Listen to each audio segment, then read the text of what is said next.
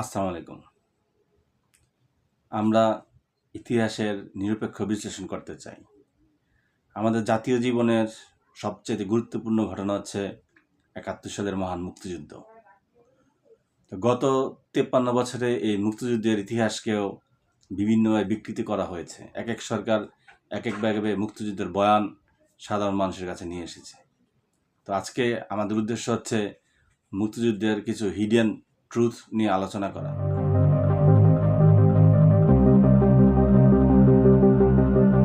আরেকটি গুরুত্বপূর্ণ ইস্যু নিয়ে কথা বলতে চাই, সেটা হচ্ছে মুক্তিযুদ্ধকালীন সময়ে বিএলএফ, বাংলাদেশ লিবারেশন ফোর্স, অথবা এরই আরেকটা মুজিব বাহিনী, এই একটি বাহিনী গড়ে তোলা হয়েছিল সরাসরি রয়ের আন্ডারে।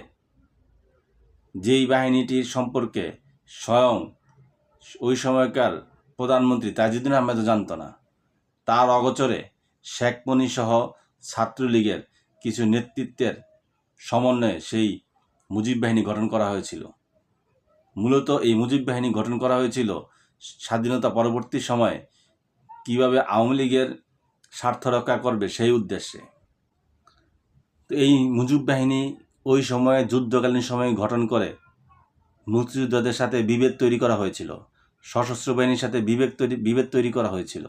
এটা বাংলাদেশের রাজনীতিতে ট্রু ফ্যাক্ট, কিন্তু এই বিষয়গুলো কখনোই আসে না, ইতিহাসে আসতে চায় না, কারণ এগুলো বিতর্কিত ছিল। আসলে একটি ঐক্যবদ্ধ জাতিকে কীভাবে বিভক্তি করা যায় সেই প্রচেষ্টা ভারতীয় গোয়েন্দা সংস্থা তাদের স্বার্থ রক্ষার জন্য ওই সময় নিয়েছিল। বলা হয়ে থাকে, বিভিন্ন মুক্তিযুদ্ধের বিভিন্ন লেখকরা লিখেছে যে মুজিব বাহিনীর সাথে মুক্তি বাহিনীর বিভিন্ন জায়গায় দ্বন্দ্ব সৃষ্টি হয়েছে, কোথাও কোথাও গোলাগুলি বিনিময় হয়েছে। তাহলে আমাদের প্রশ্ন হচ্ছে, স্বাধীনতার ওই গুরুত্বপূর্ণ সময়ে কেন দেশের বিভেদ তৈরি করার জন্য এই ধরনের ভূমিকা নিল, এবং শেখ মুজিবরা এগুলা প্রশ্রয় দিয়েছিল এবং তারা মেনে নিয়েছিল। তাহলে স্বাধীনতা দেশ যখন স্বাধীন হবে, তখনই কি এই জাতিকে বিভক্ত করে দুর্বল করে দেওয়ার চেষ্টা ছিল? এটা আমরা অনায়াসেই বলতে পারি। বলা হয়ে থাকে মুজিব বাহিনী সম্মুখ যুদ্ধে অংশগ্রহণ করেনি, তাদেরকে মূলত রিজার্ভ ফোর্স হিসাবে তৈরি করেছিল, যাতে স্বাধীনতা পরবর্তী সময়ে আওয়ামী লীগকে রক্ষা করা যায়। তো এই যে দেশের বিভেদ, এই বিভেদ কিন্তু মুক্তিযুদ্ধকালীন সময়েই তৈরি করা হয়েছিল। আরও একটি গুরুত্বপূর্ণ বিষয়, তৎকালীন প্রবাসী সরকার এবং সেক্টর কমান্ডারদের অজান্তে এই মুজিব বাহিনী গঠন করা হয়েছিল।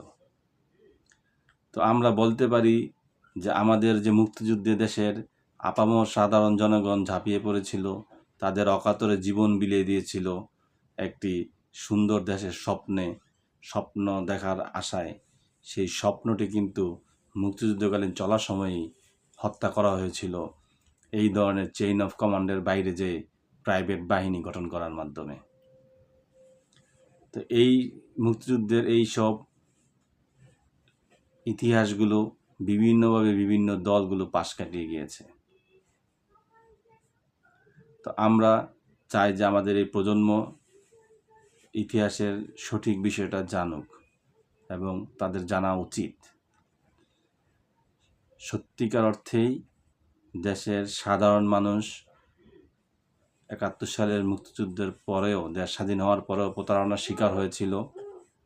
৯০ সালে স্বৈরাচার বিরুদ্ধে আন্দোলন করে গণতান্ত্রিক পরিবেশে দেশ ফিরে আসলেও সাধারণ মানুষের আশা আকাঙ্ক্ষার কোনো প্রতিফলন হয়নি। মানুষ তখনও প্রতারণার শিকার হয়েছিল, এবং ২০২৪-এ যে এতগুলো মানুষ জীবন দিয়েছে, এবারও কি মানুষ প্রতারণার শিকার হবে? এটাই এখন সবচেয়ে বড় প্রশ্ন।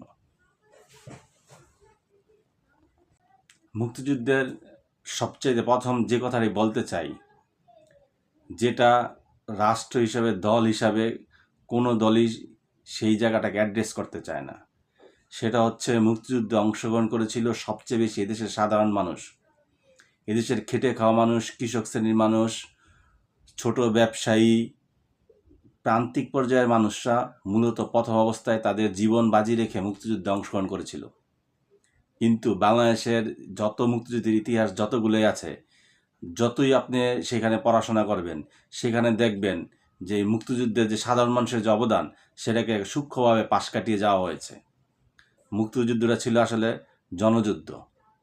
মুক্তিযুদ্ধে যেই সমস্ত বাঙালি মারা গেছে, বাংলাদেশি মারা গেছে, তাদের তালিকা দেখবেন বেশিরভাগ সাধারণ মানুষ, নয়তো আমাদের সশস্ত্র বাহিনীর সদস্য। বড় কোনো রাজনৈতিক ব্যক্তিত্ব, রাজনৈতিক লিডার বা তাদের ছেলে সন্তানদের মৃত্যু পাবেন না। তো দেশপ্রেম সাধারণ মানুষের সবচেয়ে বেশি। সেই জায়গা থেকে এদেশের মানুষকে মুক্তিযুদ্ধের যে প্রপার যে ইতিহাস, সেটা থেকে বিচ্ছিন্ন করে রাখা হয়েছিল।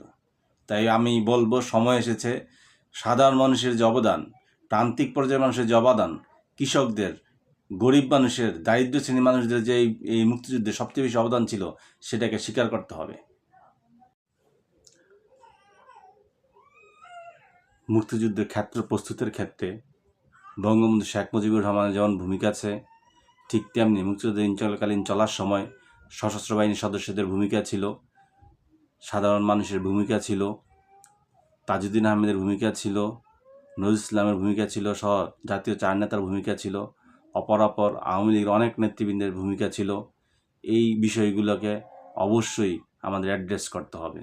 জাতি হিসাবে আমাদের ঐক্যবদ্ধ হতে হলে ইতিহাসে যেই ব্যক্তিটির যেই ভূমিকা, এটাকে আমাদেরকে স্মরণ করতে হবে।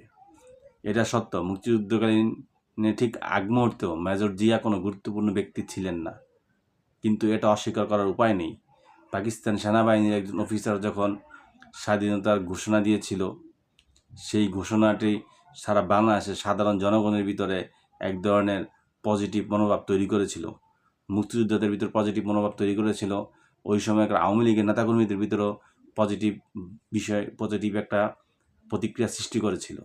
তাই কারো অবদানকেই খাটো করে দেখার কোনো সুযোগ নেই। সর্বশেষ একটা কথা বলতে চাই, আমাদের মহান মুক্তিযুদ্ধে রাজনৈতিক দল হিসাবে যেমন আওয়ামী লীগের ভূমিকা ছিল, বিভিন্ন বামপন্থী দলগুলোর ভূমিকা ছিল, সশস্ত্র বাহিনীর ভূমিকা ছিল, সাধারণ মানুষের ভূমিকা ছিল। এই মুক্তিযুদ্ধের অর্জন আমাদের সকলের ছিল, কোনো একটি দল বা ব্যক্তি বিশেষের ছিল না। এই সত্যটি যতক্ষণ পর্যন্ত রাষ্ট্রীয়ভাবে প্রতিষ্ঠিত না হবে, ততক্ষণ পর্যন্ত এদেশ থেকে বিভেদ মুছবে না। তাই আমরা বলবো, মুক্তিযুদ্ধের প্রত্যেকটি স্টেক হোল্ডার যারাই অবদান ছিল ইতিহাসে, তাদেরকে যথাযথ সম্মান দিতে হবে। কোনো একক ব্যক্তি বা একক দল এই মুক্তিযুদ্ধের ক্রেডিট নিতে পারে না। সবাইকে ধন্যবাদ।